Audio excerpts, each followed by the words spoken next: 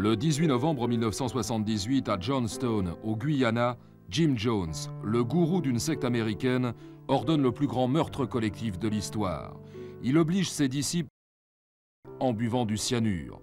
900 personnes, parmi lesquelles de nombreux enfants, des femmes, meurent dans des souffrances atroces. Jim Jones, lui, préfère se tirer la tête. À l'origine de ce massacre, l'enquête menée sur place par un député américain. Il est accompagné de journalistes. Trop curieux, Jim Jones les fera tous assassiner. Seuls 3 hommes vont survivre à la tuerie. Un avocat, Mark Lane, l'avocat de Jim Jones. Steve Sung, un preneur de son de la chaîne américaine NBC, son caméraman et son journaliste seront tués. Enfin, Charles Krause, un journaliste du Washington Post. C'est lui qui fera connaître l'atroce vérité au monde. La tension était très grande, on pouvait l'apercevoir, la sentir. Les gens essayaient d'être aimables, ils faisaient croire que rien ne s'était jamais passé ici, qu'il n'y avait pas de problème. Mais l'atmosphère était très tendue. Jones était un homme qui, à mes yeux, était malade. Il souffrait d'une forme de dépression. Il n'était pas rationnel, pas cohérent. Lorsque nous lui posions des questions, il répondait d'abord en parlant très lentement. Puis, brusquement, il s'emballait. Il entrait dans une grande colère. Il finissait même en hurlant. Jones était un drogué au stade final. Ses mains tremblaient sans cesse.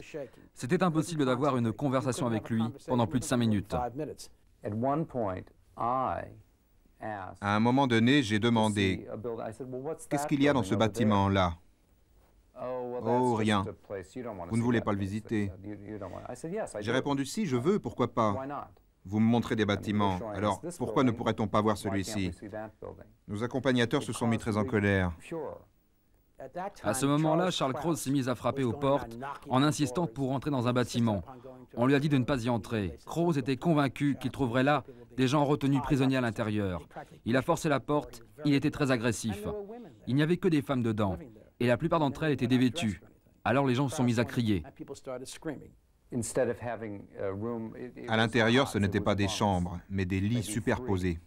3, comme dans une prison. Des gens dormaient. Il y avait environ 50 vieilles femmes entassées dans cet endroit. C'est cela qu'ils ne voulaient pas nous montrer. Plus tard, et je ne dis pas cela parce que c'est moi qui voulais voir ce bâtiment. Plus tard donc, nous avons appris que cette intervention a été un moment décisif dans le drame que nous allions vivre. Juste après cet incident, Jim Jones décide de réunir ses adeptes afin de les présenter au député américain Ryan. Mais là encore, les événements se précipitent. Soudain, un blanc très grand s'est approché du député Ryan et lui a mis le bras autour du cou. Les 2 hommes sont tombés dans la poussière. Ryan m'a crié « Mark, aidez-moi !» L'homme avait toujours son bras autour du cou du député et une baïonnette sur sa poitrine. Je me suis jeté sur l'agresseur. Nous nous sommes battus. Je suis parvenu à le désarmer. L'homme s'est relevé et s'est enfui. Tout le monde regardait, mais sans intervenir. Il n'y avait que le député, l'agresseur et moi. Ryan, je n'oublierai jamais porter une chemise bleue avec des boutons au col comme celle que je porte aujourd'hui, sans cravate. Sa chemise était pleine de sang. Je lui ai demandé s'il était blessé. Ryan était traumatisé. Après tout, c'était bel et bien une tentative de meurtre.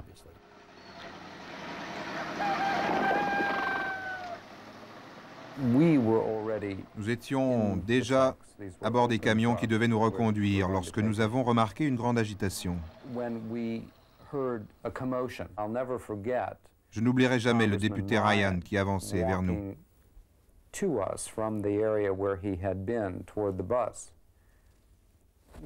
Il était couvert de sang sur sa chemise, son visage, ses bras. Pas son propre sang, mais celui de son agresseur, nous dira-t-il. Mais peu importe. C'étaient les prémices de ce qui nous attendait.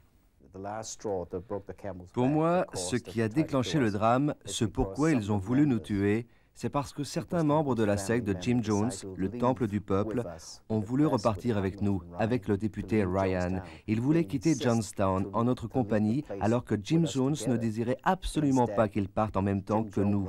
On leur avait dit seulement lorsque le député et nous serions partis. Mais ces gens ne croyaient plus Jim Jones. Ils insistèrent pour partir avec nous. Et il y eut une première famille, puis 2, 3, 4 qui nous ont rejoints dans le camion. Je suis convaincu, et tous ceux qui ont survécu le pensent également, que ça a été le détonateur, parce que là, Jim Jones a pensé qu'il venait de perdre le pouvoir sur toute la communauté. Tandis que le député Ryan, les journalistes et les membres de la secte qui ont décidé de partir rejoignent l'aéroport, Jim Jones envoie ses tueurs sur le terrain d'aviation. Les gens de Johnstown qui étaient avec nous sont devenus brusquement très tendus. Ils nous disaient quelque chose d'horrible va se passer, quelque chose de terrible. Nous devons partir d'ici tout de suite. Il régnait une grande agitation, les gens avaient peur, ils étaient paniqués. Sur le moment, nous ne les avons pas crus. Nous pensions qu'ils étaient trop émotifs.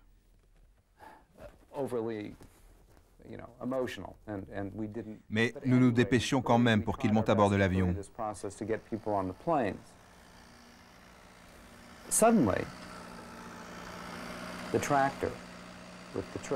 Soudain, un tracteur avec une remorque qui se trouvait à 200 ou 300 mètres s'est avancé vers l'avion.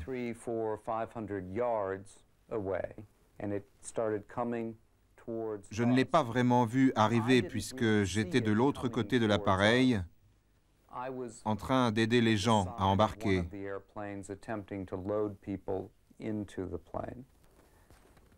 Je ne me souviens que d'une seule chose. À ce moment-là, j'ai entendu des bruits.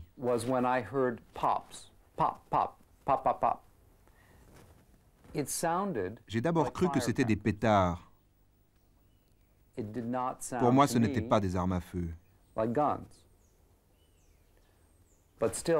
Néanmoins, les gens ont commencé à crier et j'ai encore entendu. Nous étions couchés par terre. Le caméraman a été touché le premier. Il a crié « Bon Dieu que ça fait mal ». Je ne me rappelle plus exactement ce qu'il a dit. J'ai alors voulu regarder et c'est alors que j'ai été blessé. Heureusement, ils m'ont raté. Ils m'ont tiré dans le bras. J'étais à plat ventre sur le tarmac avec mon bras qui protégeait ma tête. Le sang a giclé sur ma figure. Puis j'ai reçu une deuxième balle, là, dans l'épaule. Heureusement, j'avais un harnais en cuir. La balle a fait un ricochet et a traversé mon bras. Une autre a explosé près de mon oreille. La détonation a été si forte que je suis resté sourd pendant un long moment. J'ai vu alors les tireurs passer devant moi, puis s'éloigner. Ils ont cru que j'étais mort. J'ai eu beaucoup de chance. Une balle m'a touché sur le côté. Ça m'a fait très mal, une douleur très violente. Je n'oublierai jamais la puissance de cette balle.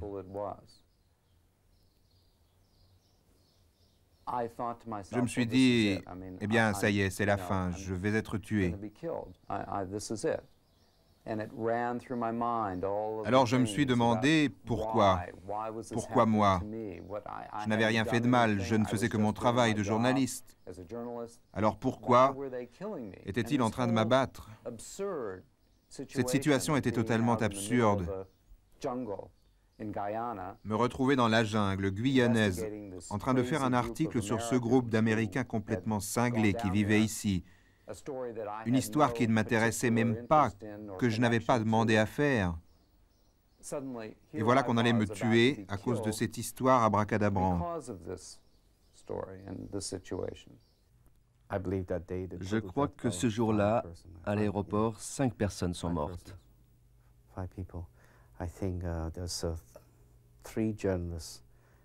3 journalistes et 2 membres du Temple du Peuple. Plus le député. Et le député aussi, bien sûr. Lorsque les tueurs de Jones reviennent au campement pour lui annoncer le succès de leur mission, le prédicateur fou décide que ses fidèles doivent tous se suicider. Impuissant, Mark Lane assiste à la scène. Jones a rassemblé tout le monde. J'étais enfermé dans une petite cabane à 20 mètres de là. Jim Jones disait au micro, « Nous allons tous mourir. Nous devons tous mourir. C'est le suicide révolutionnaire. Nous allons tous mourir. » J'ai entendu les gens hurler « Non, non !» Certains se sont emparés du micro pour dire « C'est faux. Nous ne voulons pas mourir. » Lorsqu'on a parlé d'un suicide collectif, c'est parce que la presse américaine l'a voulu ainsi. Mais ce n'en était pas un. Les gens ont protesté. L'écrasante majorité des gens hurlaient non. À ce moment-là, Jones avait venir ses fidèles. Ils sont passés devant ma cabane en portant des mitraillettes et des fusils d'assaut. J'ai vu 8 ou 9 personnes passer plusieurs fois les armes à la main. Ils ont entouré la foule. Non. C'était un meurtre. Ils ont commencé avec les bébés, avec les enfants. Ils ont forcé les mères à verser le poison dans la bouche de leurs enfants. Ça a été le début. Puis les mères ont pris le poison. Mais le poison met 3 à 4 minutes avant de faire son effet. C'est une mort horrible. Tuer quelqu'un en lui faisant absorber du cyanure, c'est ce qu'il y a de plus cruel.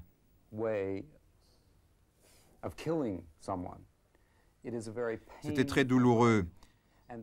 Tous ces gens, après quelques minutes, se sont retrouvés par terre, hurlant à cause de la douleur que provoquait le poison, juste avant de mourir.